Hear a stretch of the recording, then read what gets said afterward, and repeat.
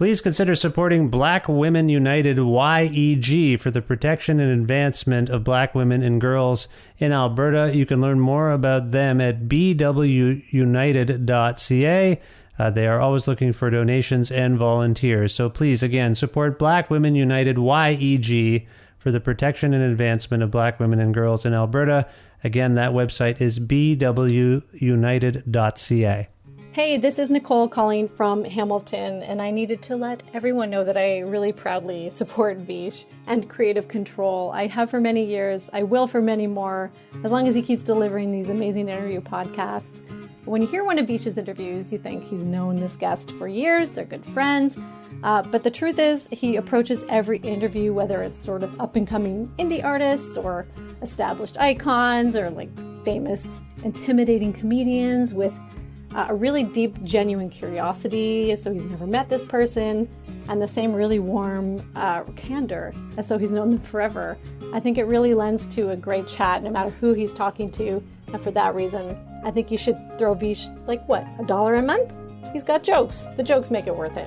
Support Creative Control on Patreon. To make your flexible monthly donation to Creative Control, please visit patreon.com/Creative Control today. I'm Vish's wife, and remember, when you name a dog Janet or Timothy, you are dragging humanity down just a little bit.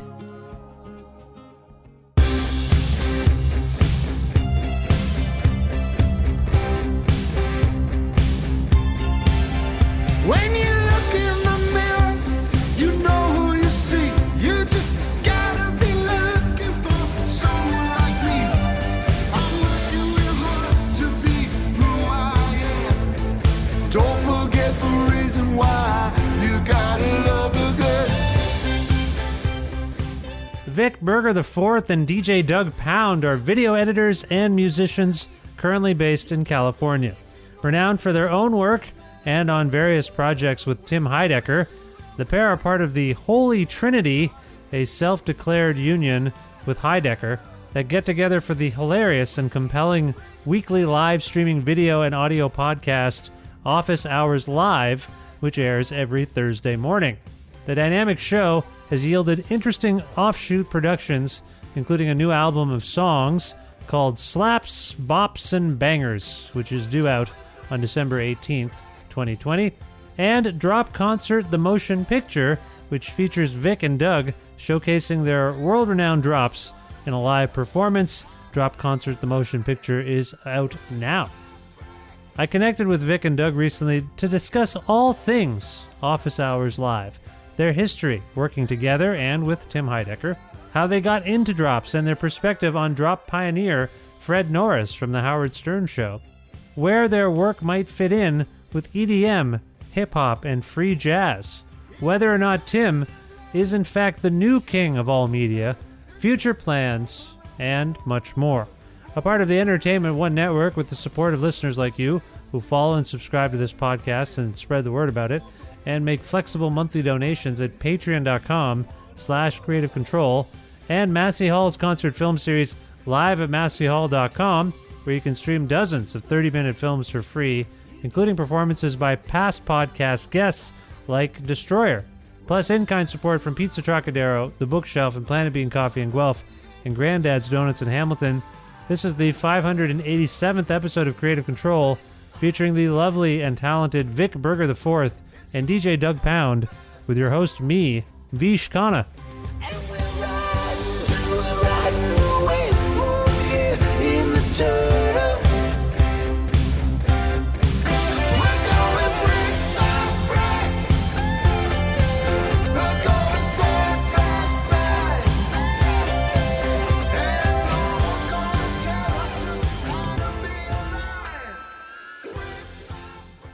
Hi, Vic. How's it going? Hey, Vish. Great to be here, man. Nice to see you again. It's been a while since... Yeah. I was just thinking, you were the first podcast I think I ever was on back in 2015, 2016, something like that. The very first, really? I think so. I think it was the very first one I ever did. Now, is that a testament? Is that any kind of testament to me, to you, What does that mean? I don't know. I think I listened to your show and I was like, this is pretty cool. I could do this. I could pull. I'm kind of socially awkward and I don't like to talk a ton and be the center of attention. But I was like, this is cool. This guy seems friendly. He's a nice guy. Did it play out that way? Do you feel still? I think so. I'm happy I did it. I'm happy. It is actually among the more popular episodes I've done, so I thank you for it too, Vic. It means a lot. Wow. Yeah. Wow. Okay. Yeah. Well, you were blowing up at the time, and then right now we're kind of I'm back down to the bottom. So. Well, it's nice to see and talk to you again. And Doug, are you there? Hello. Hello. Sorry. Hello, Vish. Hi, Doug. How's it going? It's going great. I was just trying to find my yellow drop, which is one of my favorites. I think maybe your radio's on or something, Doug. I'm hearing some static and sound. I don't know what's going on there, but it's you and I have never spoken. I've seen you perform opening for Tim and Eric in Toronto, and it means a lot to have you on the show. Oh, well, my pleasure. So you're up in Toronto then? No, I was. Sorry, I live in Edmonton, Alberta now. We moved in January, and then the pandemic happened, and now everything is bad. So Edmonton, that seems colder than Toronto. Much colder. Yeah, even colder. Much colder. It's way up north, huh? Yeah, it's pretty north. It's among the coldest places in the world. Thanks for bringing that up. It is bad. But it's also, I'm in a place where the pandemic is particularly bad. Bad leadership. I'm sure you can relate to that. Yeah, well, I'm sorry to hear that, but doesn't the cold weather kill off the virus? No, I think the warm weather... No, it'll be gone by April because the warm weather was coming. That's what I heard. So that's what we're all bracing for. Yeah. Cold weather, it likes it. It loves it. It's really great. Anyway, it's nice to have you on the show. Now, weirdly, this is weird. As we're recording this, I was actually on your office hours show. That's never happened. I thought I would dial into the Zoom, and then your producer and Matt there, he asked me to be on. How was my appearance on Office Hours? Was it okay? Did it do all right? I mean, yeah, your beard looked beautiful. Just like everyone was like jealous of that beard. I'm very jealous of that beard. I could never grow anything even close to that. So you're off to a great start just by looks. Oh, thank you. Yeah, I am attractive. That's fair. Doug, were you smitten with the way I looked or the things I said? Well, I gotta say the looks drew me in.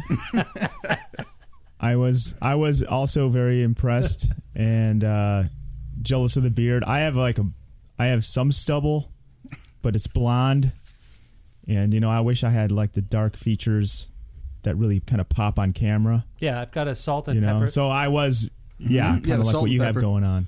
Yeah, and then also besides the looks, you said nice things about us, so we didn't cut you off. We let you hang as long as you had nice things to say. It was cool. No, it's great. So for those who don't know, who are listening to my show and maybe don't know what Office Hours is all about, let's begin with, and ideally they would look it up. They're lazy though. Some of my listeners are lazy. They're going to need us to explain what it is. Vic, what is Office Hours exactly? Well, I am the last to join the crew here, but Tim, I think when he was bored, 3-4 years ago, and he would just go on Facebook Live, and he just had his laptop out, and he would take phone calls or Skype calls, whatever it was at the time, from people. I remember him texting me though years ago. It was originally, I think, him being, he had a lot of trolls coming after him, alt-right trolls, and I think it was his way of getting the trolls to call him so he could actually talk rather than on Twitter, go back and forth online, actually talk in person, on the phone. And I think that's what the origins of it, not the oranges of it.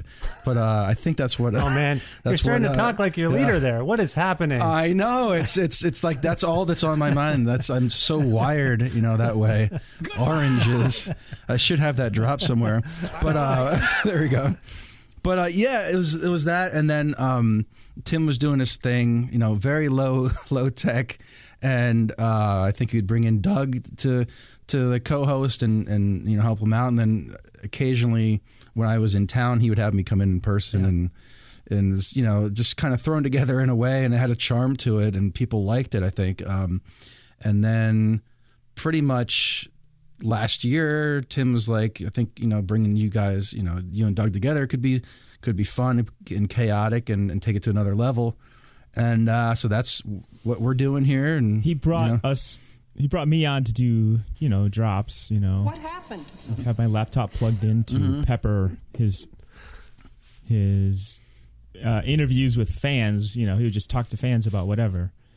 And then Vic, keep the show flowing. Yeah, Vic is a sound man too, so he just brought us both in, and then we became the Holy Trinity. Right. That's right. You're the Holy Trinity. That's right. Now, Doug, your relationship with Tim Heidecker stretches back a bit further than Vic's. How do you know Tim? What is the nature of that relationship? How intimate does it get? I don't know where I'm going with this. I'm sorry. I started off on a very plain-spoken thread there, and it got a little sordid. But how do you know Tim, and when did you start working together? I answered a Craigslist ad, I think in 2004. This is real, though, right? Or something. Yeah, for real. Oh. Thank you, Tim. And then I was an intern on Tom Goes to the Mayor, I think in 2004. Right. And then You did a lot of the Photoshop and color, right, of that? My job entailed just sort of documenting behind the scenes of them making their show, and then I would cut together little videos of them screwing around behind the scenes. And then, that soon led to a job on that show where I was doing Photoshop, and I was kind of doing the video editing of that. It was a cartoon, but they had certain pieces that were video based, like the Married News Team, and I would start. That's just where I met him, and then from there I just stayed with them working on all their shows pretty much. Now, Vic, years. So Doug, you're a very world-renowned editor. Let's say that first of all. The whole world knows it. That's how I'm going to frame it. Thanks for talking to us. Vic, you also an editor, someone who messes with stuff, manipulates it. Was Doug and his work something that you were inspired by? First of all, no, not at all. No, I'm kidding. He was huge. The first internet videos, a lot of firsts today. Your first podcast and first internet video. The first internet video that I was obsessed with was something that Doug was a part of, and it was the G.I. Joe commercials back in 2000 or so. Him and Eric Fensler would re-edit these G.I. Joe PSAs that were tacked on the end of each episode, and so many funny things came out of that. And my friends and I in college were just obsessed with that, and I didn't know who made it. I didn't know who was behind it. But then years later, I found out it was Doug had a big part of that, and Eric. But obviously there's so much that that inspired what I do, and I didn't know exactly what I was doing, just making things, and I think that's just because I'm not a trained editor or anything like that, just going by feel, and I think that's just part wired in my brain, and a lot of it's probably very similar, but hopefully not too similar to Doug. I don't think so. I think people like to say that or something, but I think you took. You have your own style, and you take it to the next level of as far as re-editing found footage and stuff. I mean, you really blew it up, to your own thing big time. And now I'm inspired by Vic. Look at that. He's got his own style and his own tricks and his own drops. This was all just an intervention to get you two to compliment each other. That's all. I felt the mean-spiritedness had to be put down. So I'm glad that this is happening. This might seem like a weird. Okay. Let's. I'm going to start with the drops. Actually, first of all, I do want to ask you about video editing a little bit, because I think, like me, you two seem like children of television. If that makes any sense. I think television is like my surrogate parent, because my parents would just shove me in front of the TV, and I see that aesthetic in what you do. I do that to my kids today too. So carry on. Yeah, they're on screens. Watching. They're on screens for sure. Well, as people may have been able to hear, if everything is working correctly, you have been inserting some drops, and drops has been invoked a couple of times. Doug, how did you get into drops, audio drops? Because we've been talking a little bit about video editing. When did the idea of drops come into play for you? Well, I do stand-up comedy as a DJ. I called DJ Douggpound. And that started, that's a long, kind of boring story, but basically I was trying to be an electronic musician back when I lived in Chicago, and I kind of didn't know what I was doing, but I had a sampler. Then when I moved to LA, I started doing some stand-up, just sort of a fun thing to try. Yeah. And I was like, okay at both. But then one day I thought I'd just put them together and I'll have my own laugh track and stuff like that when I did stand-up. That way I would like do good every time I performed because I could have my own laugh track. And have like a lot of the punchlines were just like little music clips, you know, things like that, little drops. Now, I never called them drops. They were just samples, you know. Sure. Then a few years later, I did a show and I opened up for Neil Brennan. Mm-hmm. And he said, I was right before him and he said, come on stage with me, stay up here and just do sound effects while I do stand up. And then after that, that was like a fun, like little improvised moment. Then after the show, he said, I want to do a podcast and I want you to do drops for the podcast. And that's the first time I even heard the word drops. I was like, what is that? He's like, yeah, you just bring your sampler. And so then I did a podcast with him for a while and I started collecting drops. And then that kind of like ran its course. And then many years later, Tim was like, you should do your drops for...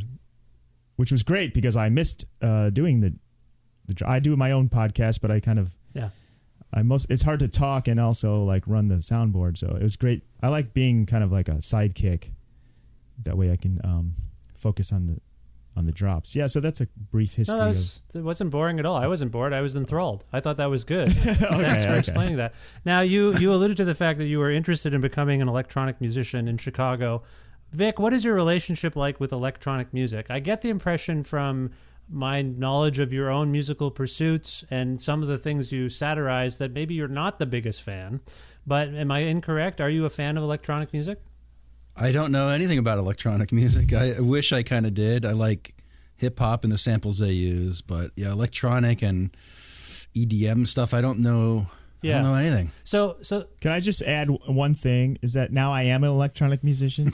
I'm just saying back when I first started. Oh, I'm sorry. I didn't kind of. I didn't mean to diminish your. I would like to your vocational pursuits. I think I kind of am now because I have I'm better at it now. But that was like I was saying like I wasn't really good at it when I had this sampler laying around that was collecting dust. No, you're DJ Doug Pound. Everyone, you're DJ Doug Pound. Everyone knows this. Everyone around the world. It's world renowned that you are DJ Doug Pound. Whoa, I'm rapping. Now, let me just say this, though, because I can't tell sometimes when I've seen Doug perform, and now that the drops are a big fixture of office hours, I can't tell if you're making fun of it. I can't tell if you're making fun of drops, if you're making fun of EDM culture. Is there some aspect of it that you're kind of making fun of or satirizing, Doug?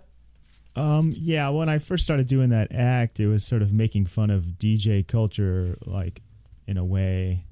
Just all those corny drops, you know, like the air horns and the hip-hop, like, scratches and stuff.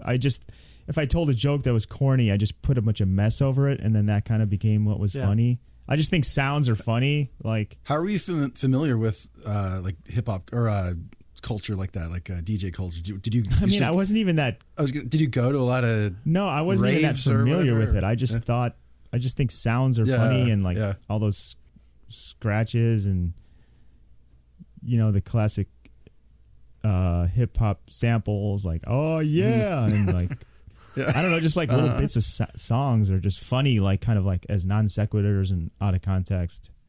So when I edit stuff and when I was editing on like Tim and Eric, a lot of it was the funny parts were the sound, So I've just always worked with sound as like a way to get laughs, I guess. I when I watch Office Hours or when I listen to it and I hear your drops, and I don't know if you're going to take this the wrong way or if it's been beaten to death already, but it does remind me of Fred Norris on the Howard Stern show. Are either of you, Vic, are you a fan of the Howard Stern show? Do you know what I'm talking about?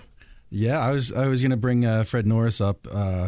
Huge. I mean, huge influence and at least that kind of thing. I mean, I guess it was part of radio at the time, but I think he took it to a new level.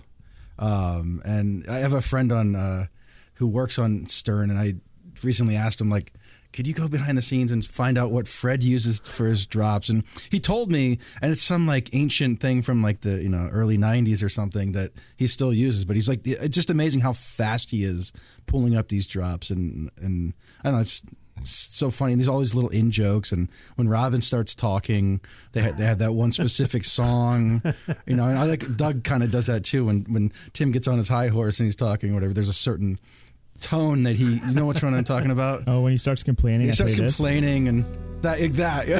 It's like, yeah. Well, like the sob story. For me, to be honest, I don't really, I'm not a Stern head at all. I've never had Sirius XM or whatever. Yeah, I don't either. But I mean, as a kid, back in like high school, I think I listened to him like once in a while, but I never. It's just one of those things that kind of, I never was like a Stern head, and I never knew about Fred Norris's thing until people started comparing. Okay, so what I did, but yeah. Also, I think like more recent, like Tom Sharpling he does like these sound design collage things that he does, collage. Sound collages, and I'm a massive fan of his, and have been for years. And actually, he recently reached out to me and said, like, what do you use for drops? So it's kind of weird for it to come like full circle. He's like, what? Like, so everybody's trying to stay technologically present, at least, if not advanced. Right, right. Well, it's fascinating to me, Doug, that you aren't that familiar with the way Fred Norris works, because that's and it's also interesting that you're saying, so this is being brought to your attention now. People are hearing that influence in office hours. Is that fair? Yeah, for sure. I know over the years people have said that, and maybe I did absorb it back when Stern was on the regular terrestrial radio, and I would listen to him. I would listen to him like driving to school or. Driving to school, whatever, you would listen to the Howard Stern show? Who was driving you to school with the Howard Stern show blasting? When you're 16. I don't know. Whenever it was on, it was. It's it was around every. Yeah, when it was on terrestrial radio, I heard it in the car. Nice. That's all I know. No, right. I haven't heard it consistently since we didn't have it. Like, I knew of Howard Stern from like Letterman, and I bought his book, or I got his book from the library the day it came out. So he was like this. I did the same thing. I used to be rubbed the wrong way by Stern. Yeah. I thought he was like kind of mean or something. He kind of had this this edge to him that I thought was kind of.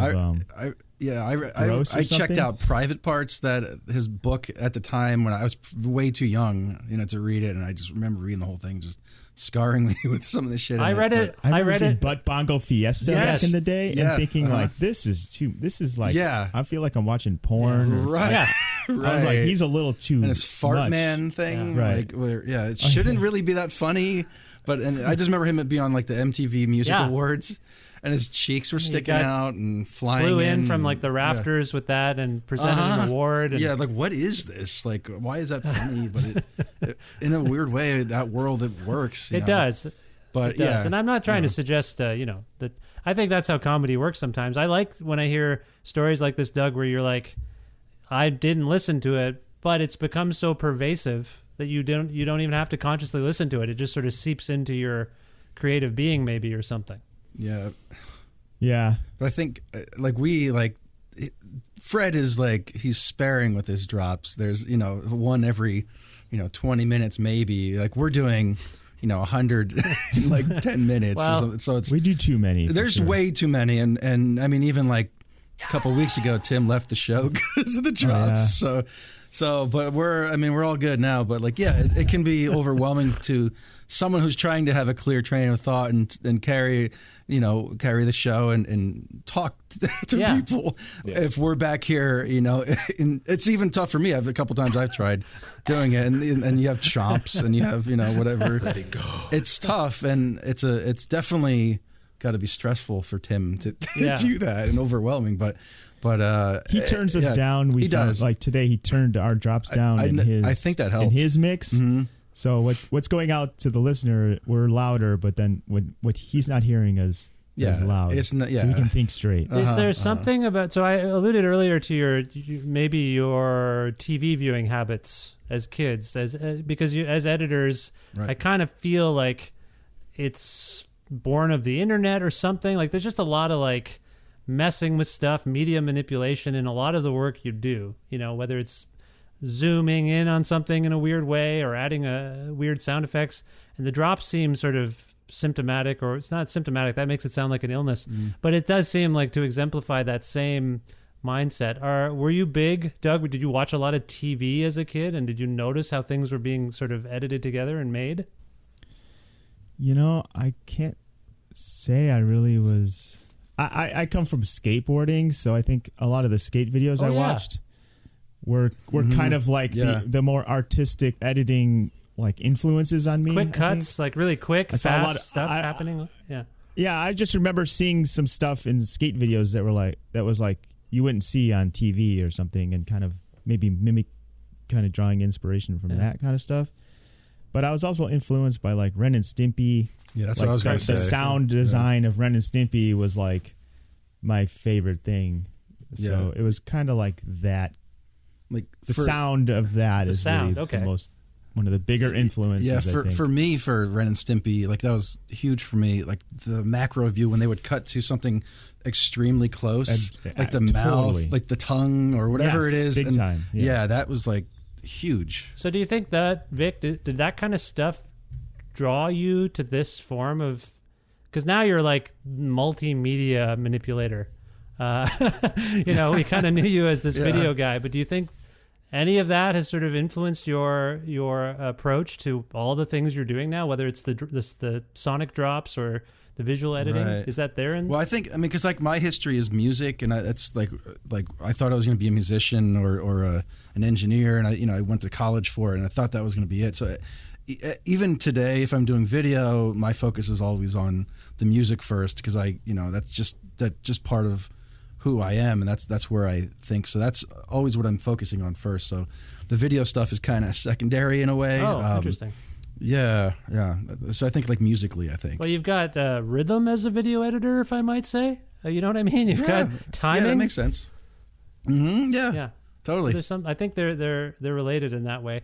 There's a drop concert movie. All of us are clamoring for live entertainment, live music, and I can't think of a better use of someone's time than watching you two perform this drop concert live. Doug, where did this drop concert concept come from? Well, it's a little bit disputed, perhaps, but right. I think Tim and I both had the same idea. You had it first, though. But after office hours, Vic and I usually jam on the drops for a while. Like when the show is over, we do an outro where we play our drops. We have effects. We loop. We have chaos pads, and we loop things, and we put reverb and delay, and we like make this like kind of like almost like a noise show, like soundscape.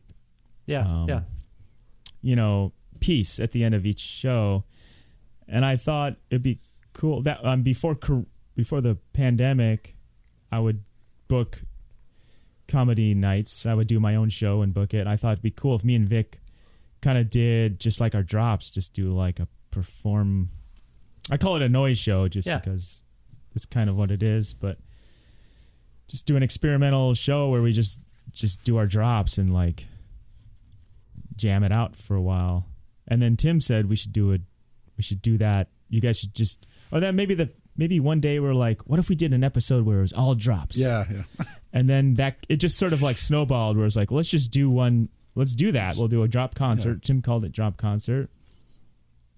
So yeah, it was just like an obvious idea that we were all kind of thinking. I see. Like we got to do an only drop show.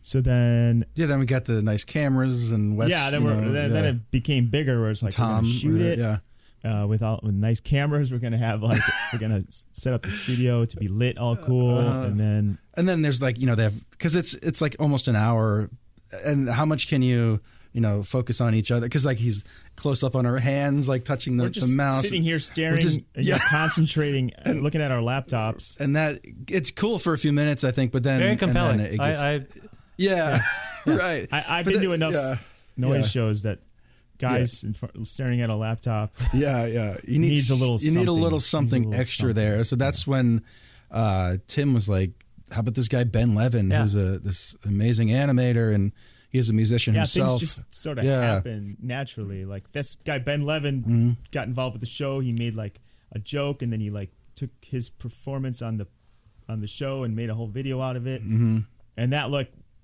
was like really killer what he did.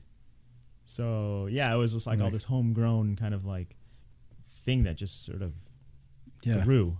Nice. No, it's fantastic. It's cool.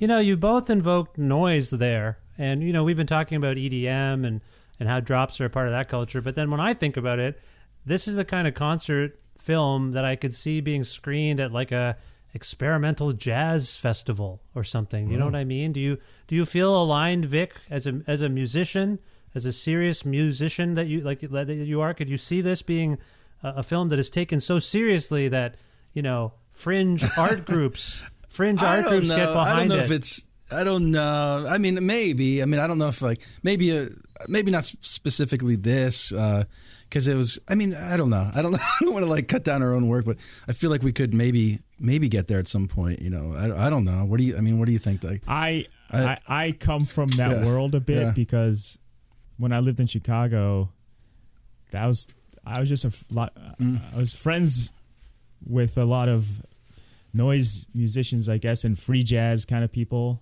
They were just like, I was just the friends I had.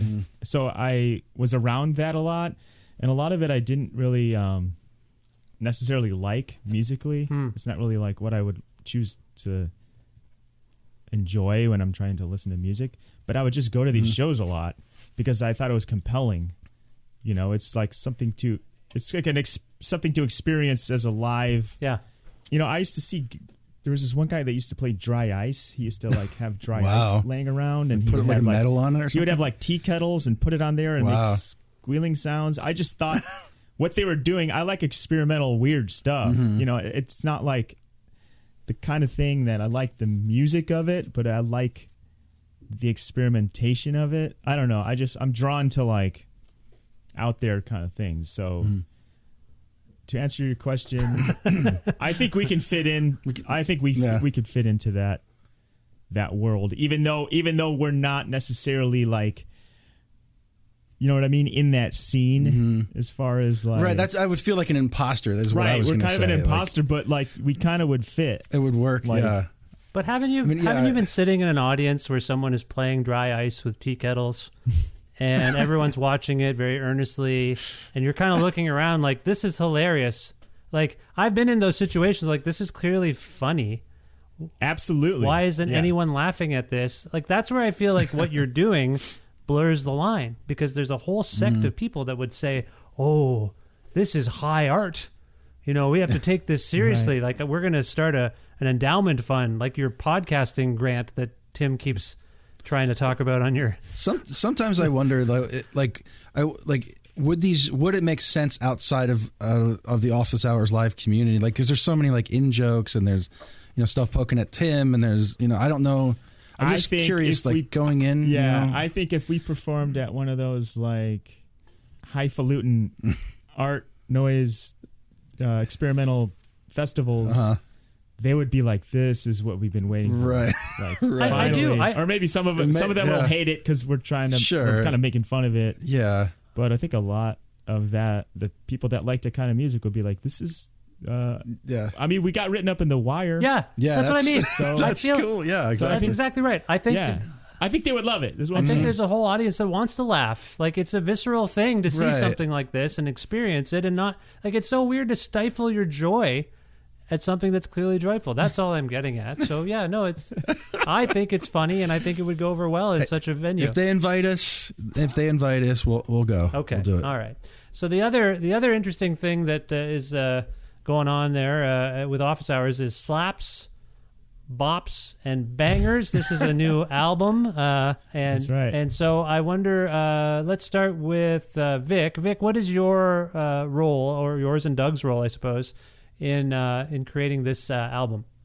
Well, a lot of that is stuff that grew from the show, where Tim would come up with a new segment for the show, or where it's like, for instance, City of the Day started a thing, just kind of like a talking point to check in every day. We have a new city.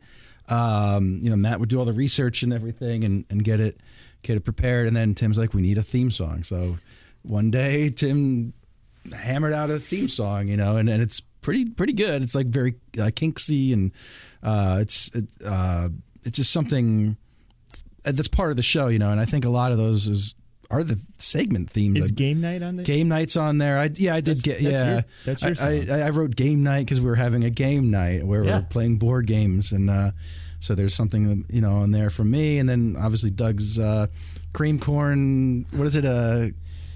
Is that on there? Yeah, we do these fake ads every week, like a fake sponsor, and it's always some jokey thing. And I wrote this bit called "Creamed Popcorn on the Cob." Right. And for that one, and some of the other ones, I'll make like a little, I don't know, not even a jingle. It was kind of a jingle, just like a 2-second, just every time Tim says it, he's reading an ad for cream popcorn on the cob, and I just made a little thing that said cream popcorn on the cob, just to like keep hitting that little sample. Yes. And then I think it had a little beat to it. It was like a 3-second song, And then somebody hit me up and said, we got to make a flexi disc out of the song. It's a hit. And I'm like, the song is 3 seconds long. Do it. Got it. So then I took that little loop and I built it into so that's how that came about. That's my only contribution. And there's other, but it's cool. It's a chance to collaborate with other artists out there. Like we have Nick Lutzko on there, who's a genius. Obviously, Ben Levin's on there. We got Daniel Cups. Just if you don't know Daniel Cup stuff, you should check him out. Like it's some of the craziest stuff. That song was Tim was making fun of the vocal style of like Pearl Jam, Creed, kind of like that baritone Stone thing. Temple Pilots. Yeah. That. What do you like call it? Like a baritone, like Eddie Vedder. It's like a it's like I guess it's like more that rock, thing. Yeah, it's not even the baritone part. Yeah, I understand. Yeah, so Tim sang. Fred was on the show. Fred Armisen Tim was just screwing around, just singing it, like making up. They weren't even words. He was just. And then Daniel Cups took Tim's audio and made it into this like amazing, kind of a catchy tune. Very it's good actually song. pretty good. It's very good, and it sounds like a late 80s kind of hard rock song, and it's just like, how the hell did you create this from what was there? And that's kind of been his thing that I've seen him do. It's just he does that with a lot of things. He like different like YouTube videos that are people that are just talking, and he'll take that just and create a song out of it, and it's pretty amazing. Yeah, so these songs just kind of spring out of nowhere. Yeah. So is this sort of begs the question for those of us who try to keep up with Tim Heidecker and the various universes he tends to create. It's never that he's just doing a thing. A universe must emerge. There must be different aspects to the thing. Mm-hmm. Is it difficult? You both worked with him for quite some time. Doug, is it ever difficult to keep up with Tim? He's an idea man. He's always got ideas. He's always sort of suggesting, why didn't we do this? Why don't we do that? Innocent thing like an ad. You write a funny ad copy. It's a song. And then who knows? Maybe there'll be a music video. Like, how is it hard to keep up with him on some level? Yes. I can't keep up with all of his, like with the projects I work on him with. I can keep up, but like I have so many great ideas.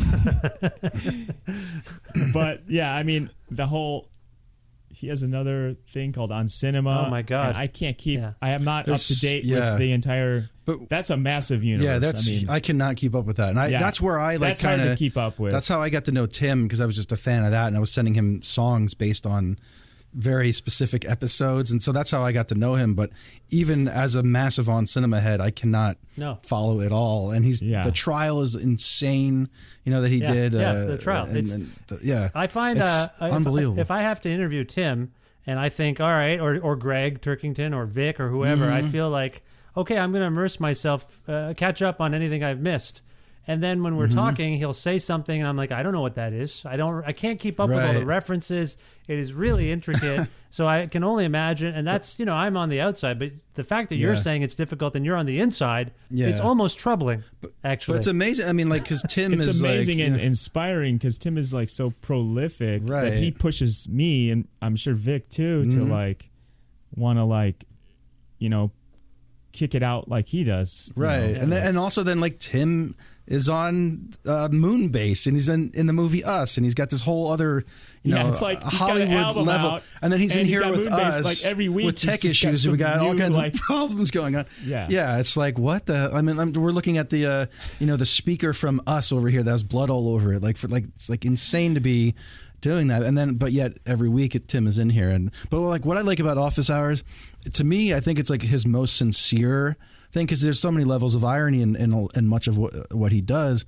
But I like this is who Tim is. I think This is the real Tim. This is the real Tim, and he's sweet and he cares about people, and there's a lot of people maybe like even when I first met him, I was nervous like what is Tim going to be like? Because he's so confrontational and even like in On Cinema, his character's name is Tim, but like his character is always named Tim. Like that's why. Right. Well, that's what I mean. That's so it's confusing. But like you can come here and you can talk. Anybody can call in. It doesn't matter who it is. You can talk to Tim and he'll be real with you. And I think that's what's exciting about this show. Yeah, I agree with you. I had Tim on the show. So his 2020 is going to be a Hall of Fame 2020, I would say. Like all of the stuff that you guys are working on with him, he's working on stuff. But I had him on to talk about his album, Fear of Death. And it's funny you raised this because I asked him, like, do you feel like your musical persona, your sincere musical persona is the closest we get to you as a person? And he actually said yes.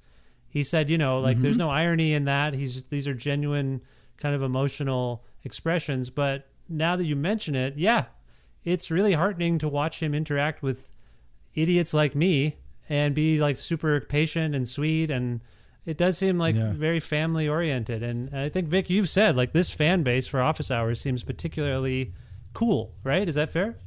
Yeah, and I like that it's made up of like a lot of artists and a lot of people that have a heart and have emotional side to them, and that's like I see myself in a lot of it because that's where I was, and I just I'm just honored to be be able to sit at this table with Doug and Tim, and it's cool. It's very Doug, cool. do you feel honored to sit with Vic? Absolutely. You're just making sure. I just want the honor to be spread around. Just want to make sure. I remember the first time I met Doug, though. Tim made him come out to see me at Greg Turkington or Neil Hamburger's show, and Doug was probably like, "What the fuck is this guy doing here?" Because I was in town, and we were gonna play some videos at the thing, and I just remember meeting him. He's probably like, "What is this asshole?" Like, no, get out of here. But it was like I was already a fan of like. Well, I know, but you know what I'm saying, though, like because there's so many comparisons to what you do and everything, and I remember. It's fine because like I don't want to edit anymore. Yeah. I don't want to edit anymore either. I'm so tired of staring at screens. Yeah. I just want to do other things and not have screens. Let's turn this screen off. Yeah, please don't turn me off. Tired of it. Yeah, okay. But but this is like where Tim is on this like massive Hollywood level, and they were filming Brule, Steve Brule season 3, I think it was, the episode in the diner, and he's like, just come by the set. And I was like, okay. And I was just in town, like so scared, my wife was there and they stopped filming as I come in, and he had told, Steve Brule about who I was. And then they sat me down at this like table. I'm just like, there's nobody from Pennsylvania. Yeah, there we go. All the 30 people are just like, why are we stopping for this guy? And then, Brule sits down. He's like, I bet you got some new videos to check out. You got anything? I was like, I got something in my car. So I went and got my laptop and showed him something I was working on, and I was like why just like insane, like that somebody would. It does. Do that. So it does seem to be a testament to Tim that, and it seems to me that he's built a little group of people he works with based on your work. Like you're just a nobody. No offense, Vic, but you're a nobody in Pennsylvania. No, it's true. And we're all nobodies. Seriously, or rather, Tim seems particularly attuned to talent. And he seems to be a really appreciative and supportive of talent, and he wants to bring it in. And that's the sort of external perception. And it sounds like Doug is that. And we're from the same. I was just going to say we're from the same hometown too. So I think that like he's from Allentown and I'm from Bethlehem. They're just like right next to each other. These small towns, and I feel like there's some kind of connection there too. I think maybe. Partisan. He is a partisan. Yes, I agree. I totally agree. Doug, I know earlier I alluded to Howard Stern. who has infamously referred to himself as the king of all media. Will you go on the record now and suggest that it might in fact be Tim Heidecker, who is the king of all media? What do you think, Doug? I have wings. Right on, brothers. People like Tim. People like Vic. Oh, Wow. I have so many great ideas. Yes. I I'm think like it is Lennon. Tim is taking over for Howard as the king. Yeah. I mean, Howard, how is he the king of all media? He'd be like, He just says it. He just says it. just Well, says at the time he said it, he had his radio show, he had a TV show that got Okay, canceled. so he had you're books. right. True, Yeah, that's he had true. the ET. I used to the watch show. E! I forgot about actually, that. My what I know Howard from, historically most would be the E Yeah. show, because I remember watching that and like that's how I knew Yeah. mostly of like his stuff. Yeah. It's like So I Saturday think night. I don't or think there was something. any Yeah. drops on that. That was like, No, that was different just kind the of thing. interviews and Yeah. I think there were drops on that by accident sometimes. Yeah, no, but I think you're part of something fascinating and significant there, and I think you realize it too. So it's just great. I'm glad you guys are working so hard, particularly during this time. We need you guys putting this stuff out. Although I will say, as a Somebody parent, acknowledge the genius here. Google that Sorry. for me. no, it's fine. I was going to go down some road that I was happy to be diverted from. I like a good drop to knock me back on course. It's Right, good. right, exactly. Yeah. So I want to take a moment to ask each of you if you want to plug anything or talk about what's next for each of you, either within office hours, which I don't know how you're going to necessarily do that, although I guess the C word, we're not going to talk about the C word, so let's clarify that. But if you've got anything coming up that you want to talk about and you want people to follow you, I'd love to hear about that. Vic, do you want to go first there? Yeah, I've been like ever since the pandemic started, just created a couple shows, and I have something in the works for Disney that I don't know if it's ever going to happen. But so possibly I'd love to be able to move ahead to TV or something like that. Get away kind of from the super internet-y stuff that I've done. But if that ever happens, if COVID ever goes, maybe that'll happen. But also, I have 2 albums out. You can get them on Bandcamp through Flannel Graph Records and Jared Cheek. I don't know if you know him, but he's put out a lot of cool stuff. A lot of that whole, just buy the whole catalog. And I have my YouTube channel. What else is there? And office hours. That's probably it right now. And you've got some content on your Patreon too, right?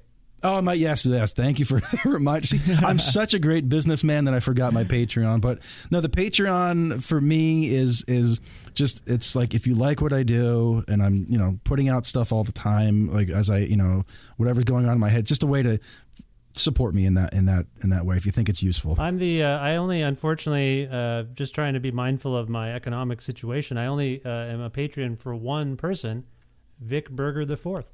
So I hope. Wow, that's very sweet of you. Thank you.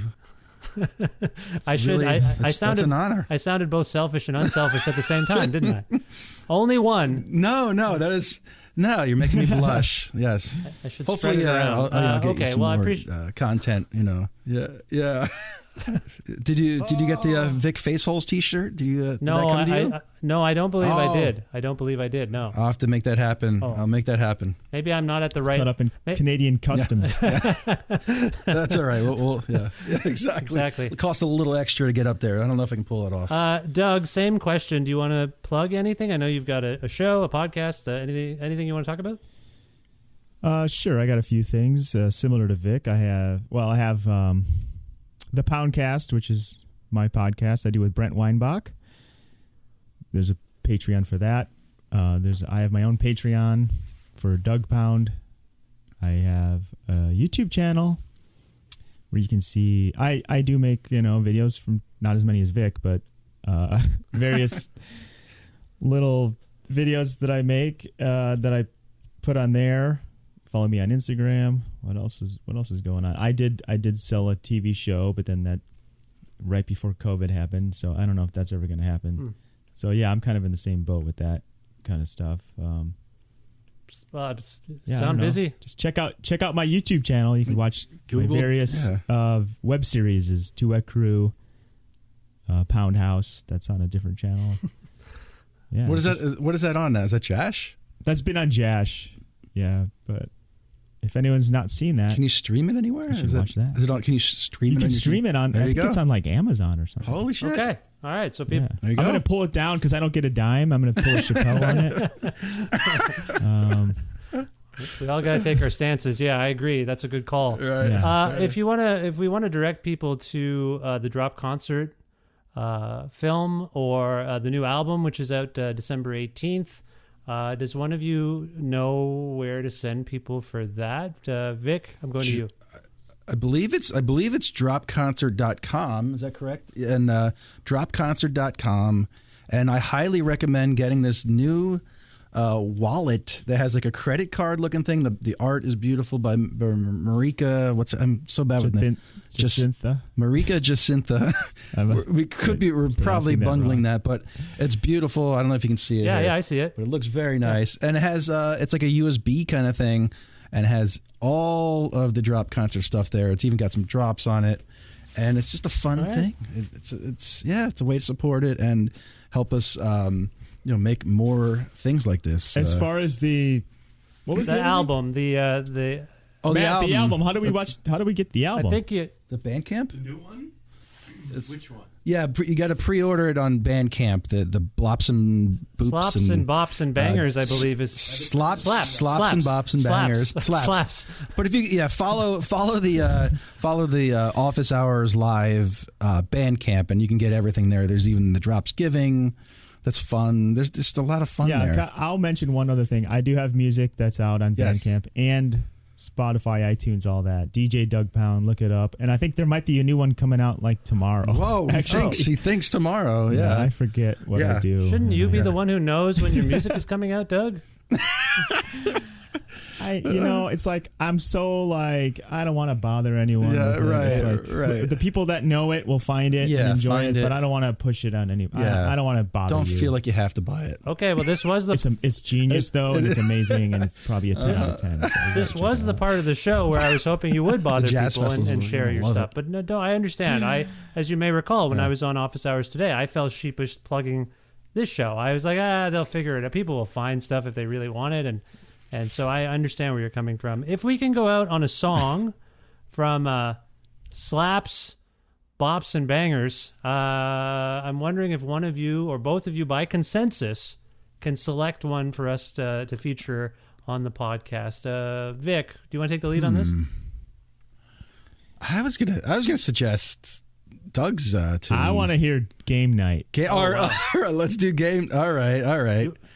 Do we have that? Do we want us to No, play no, it? I- Are you gonna just I can drop take it it. in? I can do my own You can- drop. you can I'll drop handle it. that? I'll do a drop and play Okay. it for people right now if you want. By the way, Vic, All right. I will say it was playing. I wasn't kidding earlier when I was on the show. I had it playing in the living room, and Game Night perked my 6-year-old daughter's ears up a little bit. Oh, Wow. Because she's always Hey. begging us for movie night and game night, and we say, yeah, okay, we have time. So I think There you go. Now you is have a it song age for appropriate it. for a 6-year-old? I just Oh, totally. Yeah, it's like no Cream cursing. Popcorn on the Cob is a rap song, and there is a swear word, but it's kind of a children's song. I do kind of make children's music, actually. Yeah, right. I Music would for concur. kids. I concur with that, Doug. Music yeah, for for kids sure. that they should not hear. All right, this is a game night from Slaps, Bops, and Bangers by the Office Hours crew. Doug, Vic, this was a tremendous pleasure. I hope you had a good time, and I wish you the best of luck in the future. Thank you, Vish. Thank you, had a Vish. blast. Let's do it again. Game night, it's gonna be fun playing games all through the night. We're having game night. Come on, everyone, settle down. Watch us play games. Who doesn't like Rummy Cube? You know, Uno is so much fun to play at game night. It's gonna be fun playing games all through the night. Office Hours game night. Come on, everyone, settle down. Watch us play games. Twister and shoots and ladders, it don't matter. All games are equal to us at Office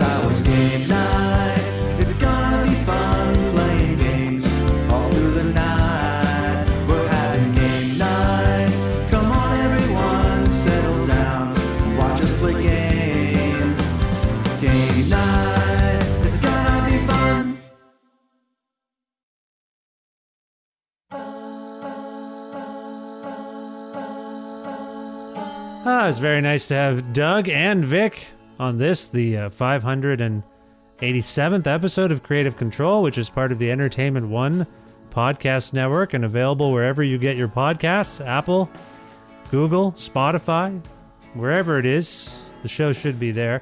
If you can't find an episode that you've heard about, or, you know, like when Vic was on, we were talking about that on the show. Vic was on the show. I don't have it at the... Should I look it up for you? Do you want me to... Here, I can do it real quick.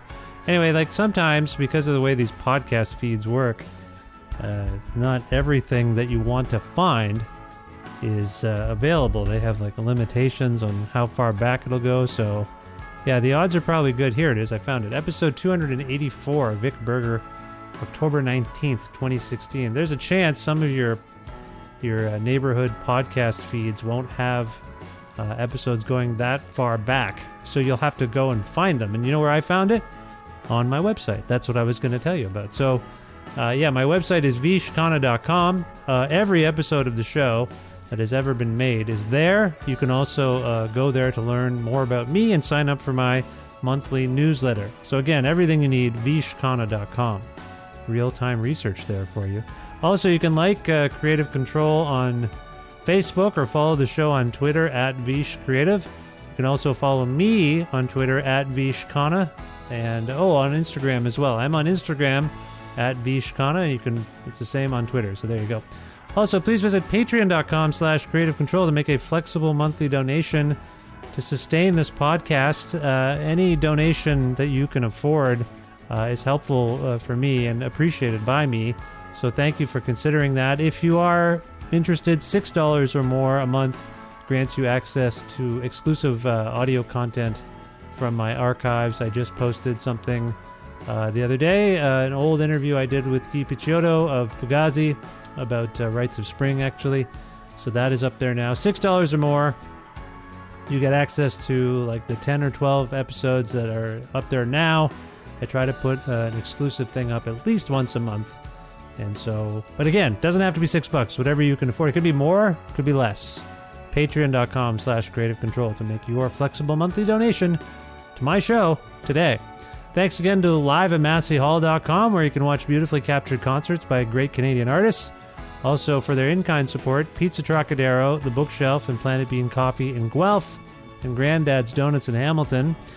Also, my friend Jim Guthrie. Jim is a pal of mine, and he lends me music for this show. You can learn more about Jim at jimguthrie.org. Also, Jim's trying to become big on TikTok.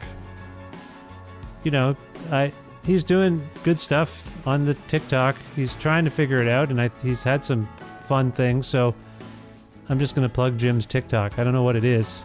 It's probably just Jim Guthrie or something, but yeah, go for that.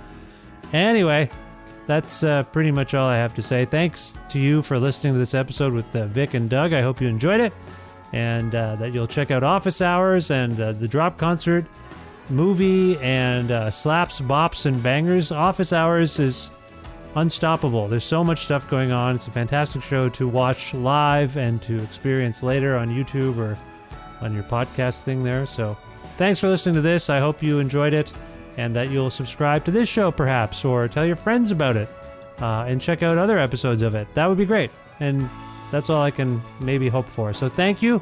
I'll talk to you soon. Be well. Bye for now.